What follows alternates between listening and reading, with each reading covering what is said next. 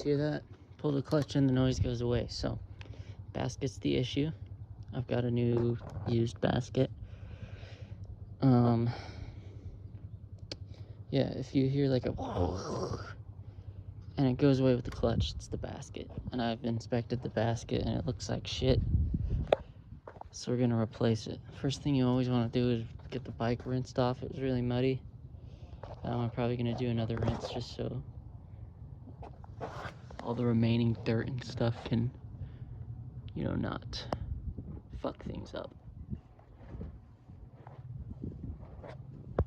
Next step, drain all the fluids, including the coolant. Coolant's gonna make a fucking mess, but I always try my best to catch it. That's my device to catch coolant. Let's see here. It needs a 10. I'm gonna unscrew this and let the coolant all.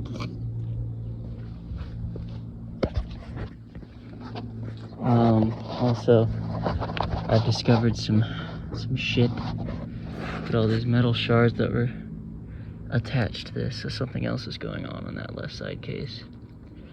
That's just unacceptable. Not good at all. Alright, got all the coolant out. As always, made a fucking mess. But I caught this much of it, so that's a win. Now I'm gonna remove this Kickstarter. You want to get your brake lever out of the way because this whole side thing is coming out. I have an idea of what caused the metal shavings. It's been an ongoing problem with this shitty ass Wiseco crank. The bolt keeps coming loose no matter what the fuck I do with it. Okay, so at this point I'm going to get all of the bolts and shit off of this inner case thing. I'm not going to take the clutch cover off because I'm just going to remove the entire thing as one unit. But on this specific model, this bolt and this bolt go into the case, so you need to remove those two. You also need to pop this off. So I'll check back in a second. And I forgot to mention, when I undo the bolts, I pick a bolt that I'm going to start with. So above the A in Honda is how I'm going to start today. And I'm just going to go clockwise and then set them down in the order. That's my method. You can do it 1,000 ways, but that's just how I do it. I always completely remove all the bolts for the water pump. And I'm going to put new gaskets on it. Always keep spare gaskets on hand, because you're gonna rip gaskets, and if you don't have an extra gasket and you rip a fucking gasket, that is the most irritating, shitty thing, because I'm planning on riding in all this fresh mud after I do this. Okay, bolt's actually where I left it. I ended up having to use a hardware store bolt with some really bitchin' Loctite. So I'm not sure where the metal fragments came from. It's probably because the last time I did this, I like barely flushed the engine out, and it was because this bolt came out and I had to do this hardware store repair. But this bolt has worked better than the Honda OEM ones, so I don't actually give a shit what people have to say. It works, so we're rolling with it, you know. Just look at this basket, dude. It is so fucked up. That's probably where the metal fragments are coming from. It like moves like this too. That's not supposed to happen. So I'm gonna pry these locks off of this main bolt. My setup's fucked up here because I had to rig it up, but I've got a completely new set of everything, so this is all going bye-bye. Once it looks like this, dude, it's toast. Okay, once we get it all taken apart, we're gonna start with this thing. Bearing. I'm gonna, oh fuck. I couldn't find any assembly lube at Ace Hardware, so this works just fine. Shit.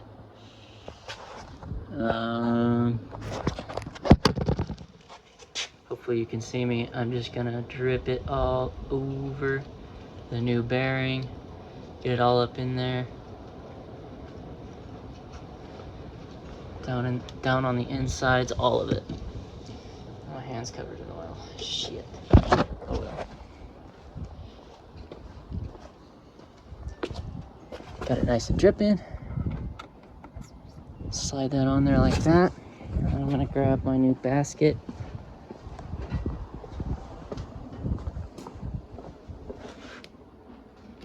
Here we are. There's some fish tackle attached to it. Whoops. It's beautiful new basket. It's gonna slide. Sorry for the angle. Shit. It's gonna slide on. Just gonna make it get back there. I'm gonna need 2 hands for this, but you'll know when it's in by it lining up with this gear here. We're going to install the lock washer. Whoa, stood up too fast.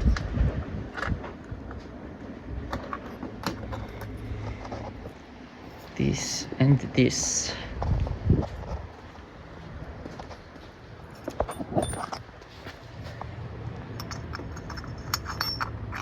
That's incorrect. What a dumbass. Okay. Wait a minute. It's always a game of where the fuck did shit go? Yeah, that goes there. Silly me. Okay. Now we can put the inner hub on. Get the fuck on there.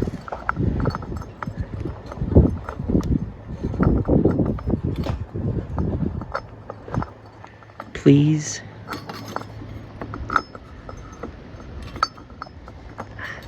Such a pain to do. Just gonna line everything exactly right so it sets. There we go. Just a little bit of finagling. Okay, so we're gonna put the little washer, little guy, right there. And then we're gonna put the lock washer. That's not the new lock washer. Where's the, oh, it's in my hand. Okay, it's not very new, but it's better than what I had. You see, this is my beater bike because it can take it. It's not delicate. It's a mean machine.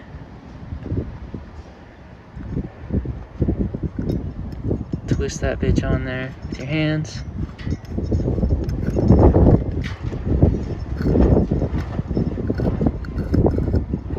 As far as it'll go. Oh yeah, oh yeah.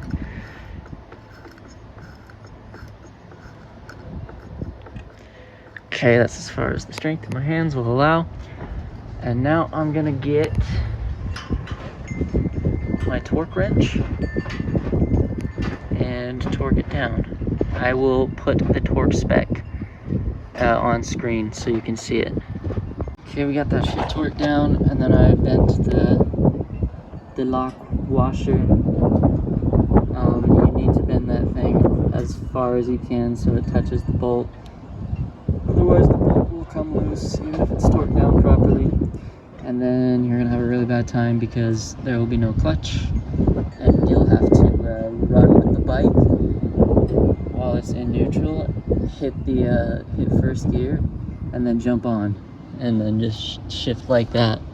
And if you're on a technical trail, that's not possible. So I'm gonna start putting the plates in, and I'll check back. Okay, so we've got friction, steel, friction, steel, friction, steel, friction, but this bike is quirky, and for whatever reason it needs 2 friction plates at the end. Otherwise this is too like far forward, and it won't, like, it'll make the clutch completely stiff. I have no explanation for that. Neither did my mechanic, so that's just this bike, dude. I don't know. Sometimes bikes especially these old ones. Quirky. You beat on them for, I mean, this thing's fucking 24 years old and still cooking, so you just kind of got to do what works. Sometimes it's not exactly what you would expect. Just like this hardware store screw. It's like how the clutch screws are mostly hardware store screws too. I don't know, it just likes it.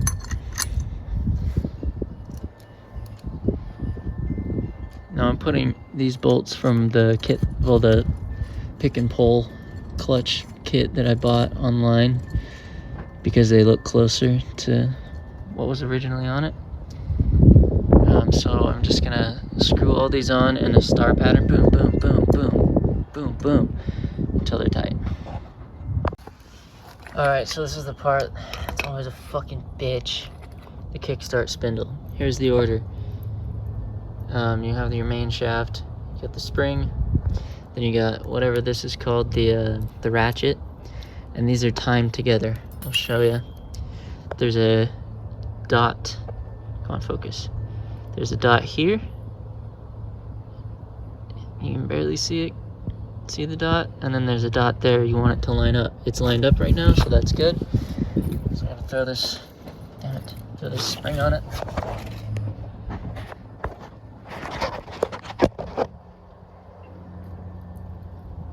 And we're gonna make sure that all of this is in the right order. Just look at a parts diagram for all the things that I'm showing you. Check with the parts diagram. Always look at a parts diagram. But this is all in order. So I'm going to place it in with the ratcheting side behind the little black tab. Oh, it's so hard to wrestle it past everything.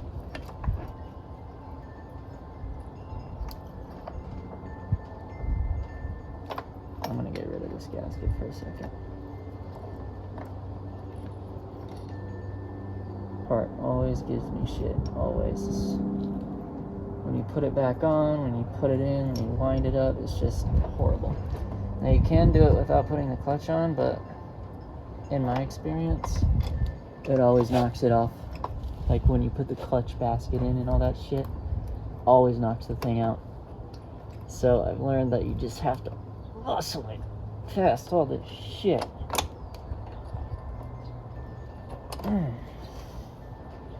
I hope you guys can see all this.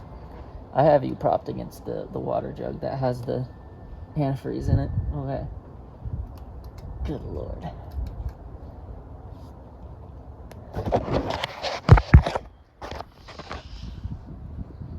I have wound it, so the little end goes in there with this piece to keep it in place, and then you wind it around right there, and you can see this tab right here.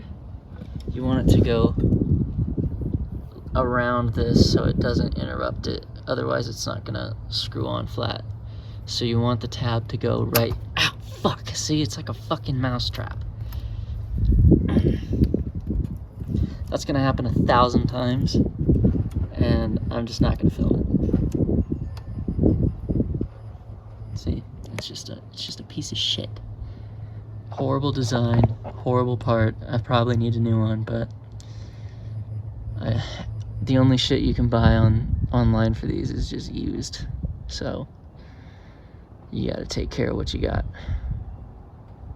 Also, I recommend using the proper bolts for this, but okay, it started fucking pouring. That was not supposed to happen today. So I had to hurry and bolt this bitch back up. I've got everything on. This took so long. It took me like 30 minutes just to get this to work. But pro tip, when you put this on, put on a bolt here and a bolt here and maybe a bolt like here, just so it stays flat. And then take your Kickstarter and just barely put it on. There's a lot of play in that. I really do need a new spindle, but it still works. Check that it functions, which it does. See, springs right back up. And then you start bolting that shit back on. I didn't do the water pump because, you know, so I'll do that the next time I decide to crack this thing open, which won't be too long. I'm gonna do a top end, so I'll probably do the water pump when I do that. The next move that I'm gonna make, because it's dirty out here, I don't have an enclosed garage, there's a lot of sand everywhere where I live. I'm gonna fill the radiator, and I'm gonna just dump what remains of this shitty Walmart motorcycle oil that's like JASO 2 rated up in here. I also have to get the drain plug in, but I'm gonna pour the oil in. The rest of this, whatever remains of that,